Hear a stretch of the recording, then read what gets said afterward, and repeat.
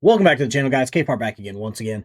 This is going to be a weird journalist mode video where we're going to break down a few clips and break down a few pages from a police report from the Scott County Sheriff's Department. Because, yes, Chris Reiter decided he was going to try to file a knowingly false police report against, get this, his current girlfriend's ex-husband's current wife. Because she decided she was going to take it upon herself to correct his bullshit online and to make fun of him. But apparently that's not allowed because Chris Reiter's all about free speech, unless that free speech is directed at him, or that transparency is directed at him. This is going to end in a shit show for me, basically, for covering this. This guy is known for trying to file, or threatening to file, knowingly false lawsuits against people, knowingly false EPOs, and now he's going down to filing knowingly false police reports against people. Yeah, it's going to be a shit show for me. He's going to come out of nowhere on somebody's panel. KFARR this, KFARR that. The fat fuck needs to keep my name out of his mouth. I heard this. I thought it was funny. Apparently, Chris said back in the day he was an MMA fighter. I hate to break it to you, Chris, but getting a conviction for beating your ex-girlfriend, that does not make you an MMA fighter. It makes you a piece of shit. So let's just go with that. I'll probably throw that conviction paperwork up on screen at some point too, because I genuinely hate this guy. Everyone's been asking if I'll go over this report, so let me go over it with you. So it looks like the date of the call that Chris made was October 25th, and I'll just read this word for word. Deputy Chris Smith with the Scott County Sheriff's Department spoke on the phone to a Chris Reiter concerning a harassment issue between him, Tiffany Napier, Chris's girlfriend, and an Anya Meadows. Mr. Reiter stated that Anya Meadows is harassing him by making videos on Facebook and YouTube claiming he is a pedophile and Flood calls his business causing issues with it. Mr. Reiter informed me of a YouTube page that Mrs. Meadows runs where she posts videos to harass Mr. Reiter and his girlfriend Tiffany Napier. Page 2.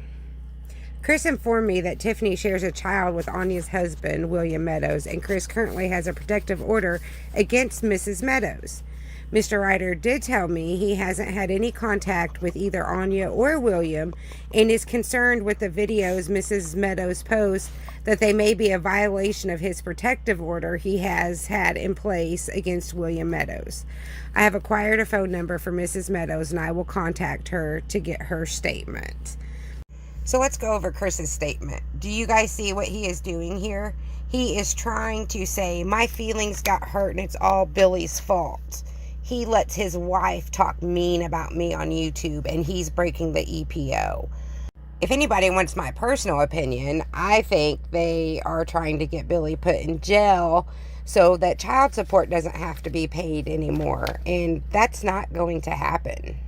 We already have things in place that if something did happen to Billy as to where the child would go, and it would not be with Chris. Okay, now on this page, we don't really like to talk about kids. With that said, child support seems to be fair game. I've talked about it before. People seem to enjoy knowing who's a deadbeat and who's not. Tiffany is a deadbeat. To my knowledge, from what I've gathered, she's not really in this kid's life. And while she doesn't owe I believe I've talked about it before, the most I've seen is 80-something thousand. I think Jeremiah Payne owes 100. It's not that, but it's about to get to the point where it's going to get serious for Tiffany. So this is the conspiracy theory, but is it a conspiracy theory? It makes sense. And let me just go back to this document real quick.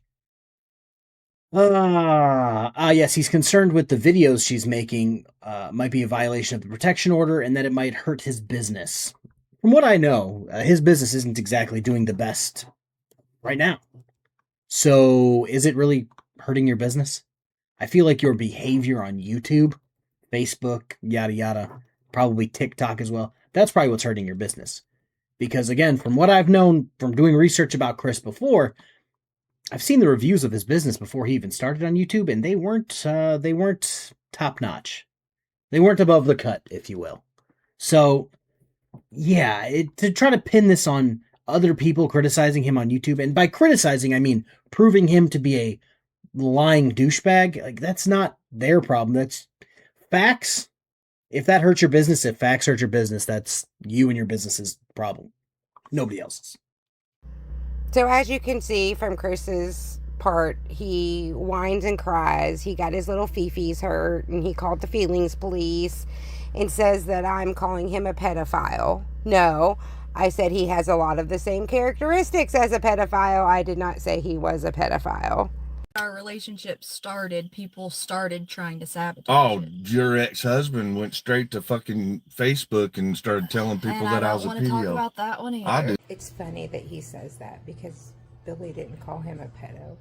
Billy said he got caught touching a little boy's penis in the bathroom, which would kind of seem like that, unless he's saying Chris has a little boy penis, which is exactly what he was saying. So this is going to make Chris dislike me even more. Womp womp, okay. He was good friends, some would say the best of friends, with somebody named Civic Duty. Apparently, allegedly, there was a laptop given to him from Civic Duty. Civic Duty is a self-reported, I believe he turned himself in, kitty toucher, who I believe he pled guilty, and he's going through the back end of that process, getting the sentence, getting put on the registry, yada yada. So that's one. Then he has a D something, drawn a blank on his last name at the moment, kind of putting this together quickly. He brought him and was associating with him when this whole court thing started with Meade County. Brought him to Meade County. He was fighting his battles for Chris. Turns out that guy is also actively on the sex offender registry. I want to say he was doing something with a 14 or 15-year-old. So, like, I can count on this many hands how many people on the sex offender registry are in my life, but it seems like Chris has to just keep beating these people off with a stick because they're just connected to him. So I could see why somebody would think that. I'm not saying Chris is, but I can understand where people would jump to that. Also, this is where I'm talking about jokes. They were telling you that you have a tiny penis, Chris. They were telling you had a tiny penis. Do better. Get the cock out of your ears and do better. And he says I'm flood calling his business. He doesn't understand that I have a life, a job, and I'm very busy. I don't have time to flood call his business. If he's having issues with flood calling, change your damn phone number. You said you don't have any business anyways. It's not our fault. The YouTube community didn't do that. You did that to yourself. Okay, back to when the officer contacted me. So he contacted me on November 7th, I believe. So he waited from October 25th until October 7th. And you know why that is? Because he knows this was all a bunch of bullshit. I made contact with Anya Meadows via phone, and she advised me that she hasn't had any physical or verbal contact with Mr. Reiter since the court date between the two of them in January of 2025. She states that Mr. Reiter joins her live streams and watches her YouTube videos to try and find things to be mad about. Mrs. Meadows informed me that her husband has nothing to do with any of her videos and is fully aware of the protective order and has zero intentions or desires to contact Mr. Reiter and exchanges custody of their daughter with Miss Napier in a lawful way. At this time, I have nothing further to report. So there were a few errors here. And it's probably because I was talking super fast to this officer because I was so livid. But I did not say that he joins my live streams. I did say he comes and watches my YouTube videos. And he knows they're going to be about him. And I call him an idiot 153,000 times. So he shouldn't watch them if it's going to make him mad. If his feelings are going to be hurt, he needs to avoid my videos because they're probably going to be talking about him. And then I did not mention anything about exchanges custody of the child because there is no exchanges. The contact is text messages between child and mom, so there's no type of exchange or visits or anything. But other than that, the officer did a pretty good job. The very end says, at this time, I have nothing further to report. Which means this is closed, that Chris can't call the police just because his feelings are hurt. And It's just ridiculous. This is a false report, and I'm completely over false reports. Everyone asks me, when does it end with them? When will this be over with? And I wish I could tell them the answer, but I have no clue. Until Chris goes to jail, I don't think this will ever end for our family. And that's sad, and this is disgusting that we have to deal with this, that our daughter has to deal with this. It sucks. I think they feel since they can't be happy, they don't want anybody else to be happy. But what they don't understand is they have no effect on us or our family. We are very happy. And I promised you guys 2 clips of Chris saying absolutely dumb shit.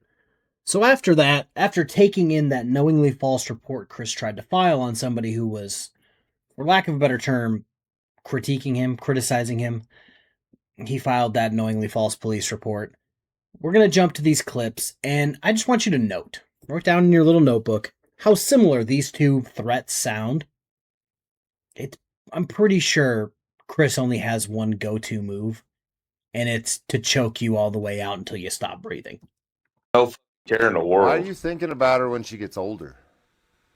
Because I'm worried. You're sick. Life. I think that an abusive person. Sick.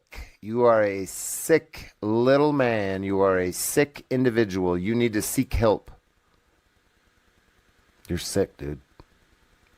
Answer the question. How'd you make it through prison? Chris, I'll stop picking on you if you go get help.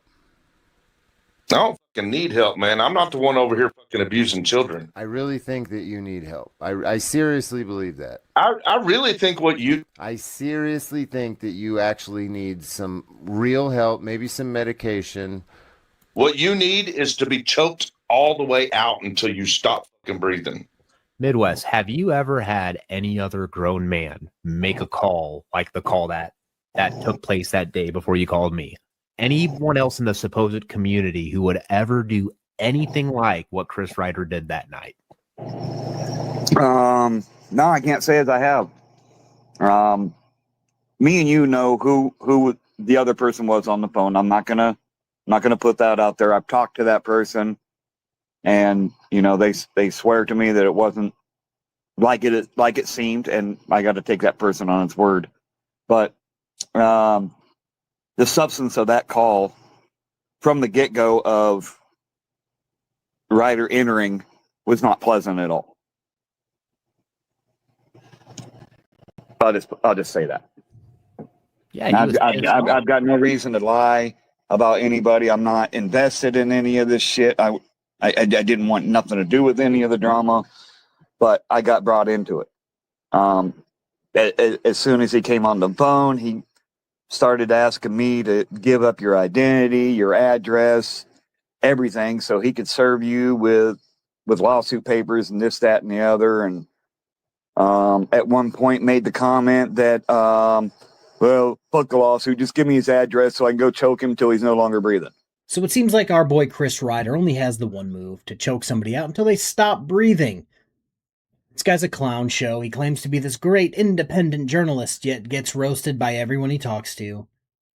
Is wrong about everything he talks about. It's just, he needs to go back to Blanket Fort HQ and just stay off the internet, because that's what's best for him. Direct D nailed it. I think Chris needs to go get some mental help, maybe be on some medication, because he's not well. He's not well. He filed a knowingly false EPO against someone on behalf of the daughter that Tiffany doesn't really get to see, because he claims that she was being stalked because the parents of that daughter hang out with somebody that he doesn't like, and that has also proven him to be a hypocrite. So Chris is just he's a shit show. Don't go and harass Chris Reiter over at For Public Safety. Don't go harass him. Definitely don't go harass him on my behalf. I know he's got some court dates coming up. We'll be covering those, because he likes to lie about what happens in those said court dates. Because the last one I covered, he went on this whole spiel about, oh, this happened, and this happened, and this happened. Well, I was patiently sitting there under a fake name, just listening. Didn't record, didn't take any pictures because the court said no, but I was there. forever listening. That's the video, guys. Hopefully you hated this fucking video. Hopefully it spurred you to, I don't know, hate Chris Reiter. Hopefully it spurred you to, if you support Chris Reiter, to not support him any longer. The dude is no good for anyone. Tiffany, if you're listening, you should run. You should, hey, he did this, and the moment he gets to jail, grab everything in the house and dip to anywhere but there. Like, it's ridiculous that you're even still sticking around, but that's the video. Okay, bye.